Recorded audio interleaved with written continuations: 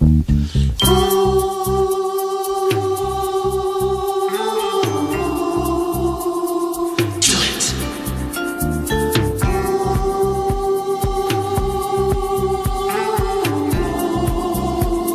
the man, he's the myth, he's the legend, he's the scientist doing all the sciencey things. He's one cool cat.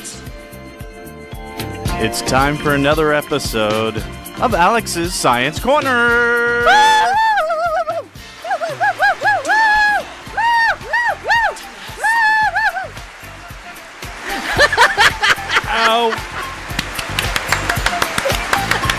Oh, I gotta take my headphones off now because that was. Oh, we needed the webcam for that. There we go. Come on, do some more.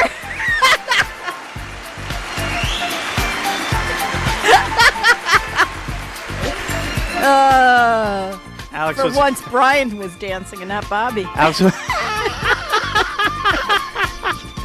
Alex, what's going on? Thrown? That's not my usual theme, I'd have to say. We're just you caught me by surprise. just wanted to see if everybody's awake here. Well, Bobby's yipping definitely blew out my eardrum. Yeah, so, it was. I'm sorry. I pulled the mic away. I thought that might have helped. I was attempting the hustle in the studio there. All right, Alex, so what's going on, buddy? Oh, okay. Excuse me. My ears are bleeding. Hold on. All right. First up, we're going to talk about is effervescent bacteria. And what is these Can you scientists... drink it? Actually, strangely enough, that's kind of what it's being designed for. Wow. Wow, what it is... You made a question that made sense. Wow. So let me explain. So researchers are designing bacteria to be able to reflect sonar signals.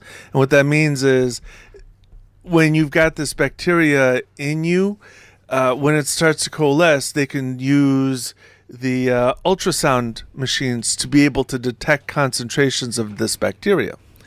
And why they want to do that is there are certain times when you want certain bacteria in your system.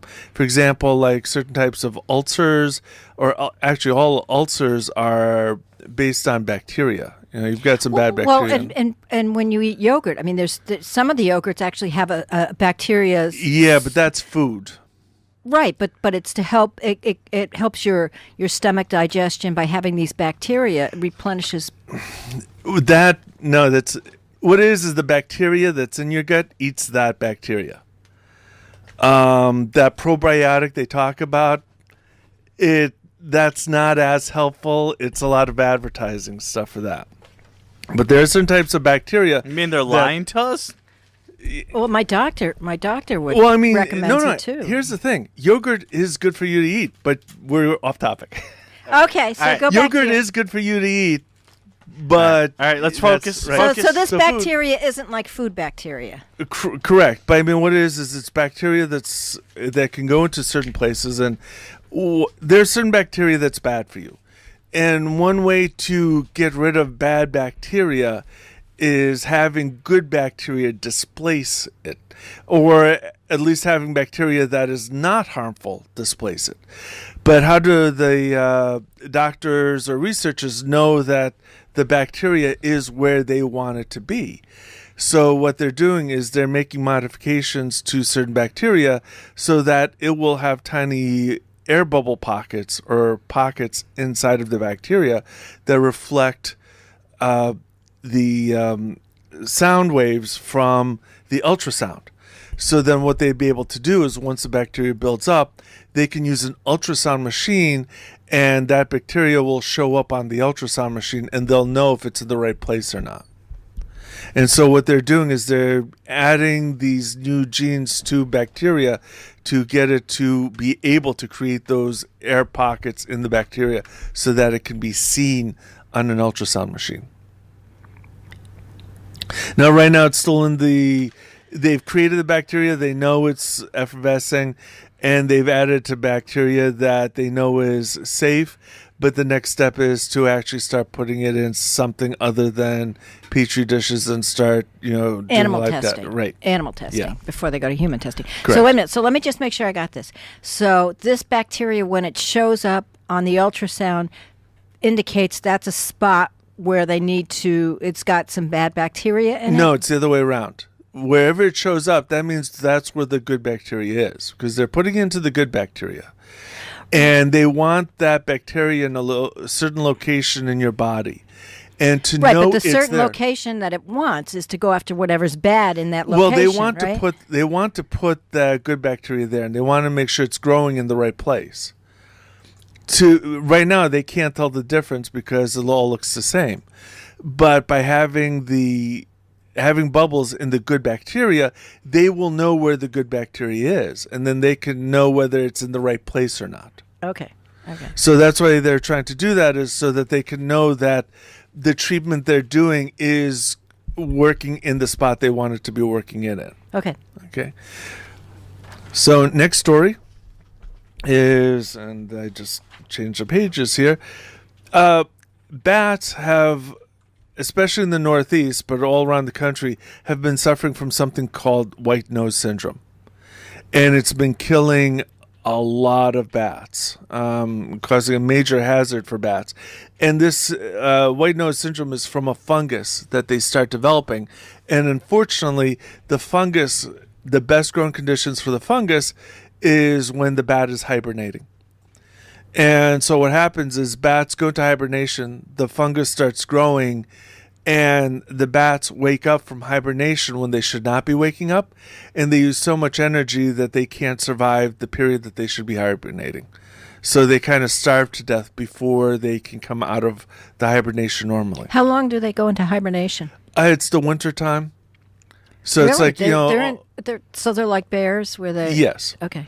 Because they Didn't can't get realize food, that. so they go into hibernation during the winter time. I didn't realize that. And what happens is the white nose fungus or white nose syndrome, what it does is it causes the bats to wake up, so they're using a lot more energy, and so they starve themselves to death before it's time for them to wake up from hibernation. When did they discover this? This was years ago. Oh, okay. It's been a major problem for almost a decade now for bat populations, because once one bat in a cave or in a system gets it, it very spreads quickly. Yeah. And so all the bats can, you could have a whole cave of bats die very quickly during one winter. What they have found is that there is an Achilles heel to this fungus. They don't know how to apply it to bats yet, but they do know something that will kill the fungus. And what it is ultraviolet light will kill the fungus. Now, you get ultraviolet light from sunlight, which is not something you're going to get to a hibernating bat real easy. But if they can try and get ultraviolet lights into these caves for at least a short time, they may be able to prevent bat populations from suffering from the white nose syndrome. Do they know how long it has to be exposed? It doesn't take say a in the long article? time. It doesn't take a long time to prevent it. Not a long time to me. It could be like 5-10 minutes. Is that? They don't go into that kind of detail. All they say is that it doesn't take a long time for the exposure, that it quickly knocks out the fungus. The challenge, of course, is going into these caves and putting in lights without disturbing which is the whole point of trying to... The hibernating bats. Okay. Right. So you don't want to disturb the hibernating bats, and you want to try and set up these lights inside of caves, which is... They found an Achilles heel. The next thing is the time and effort to try and apply it. Yeah. How do they get... you probably said this, and I was not paying attention. How do they get the fungus in the first place? Where's it coming from? Is it in the cave?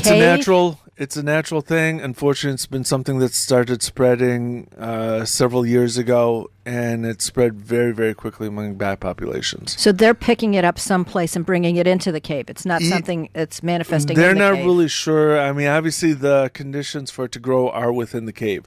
So whether it's inside or outside, once it's inside the cave, it spreads very, very quickly. Okay. All right. So that's going to be it. Any other questions? Brian? I don't have any, but if the folks out there in Radio Land would... See, Brian was so psyched about playing the song that he wasn't paying attention. He was just waiting for me to finish to start the disco. I wouldn't lie to you. Feel free to call Alex right now for these science stories or anything science related, he'd love to answer your questions right now at 203 837 99 24.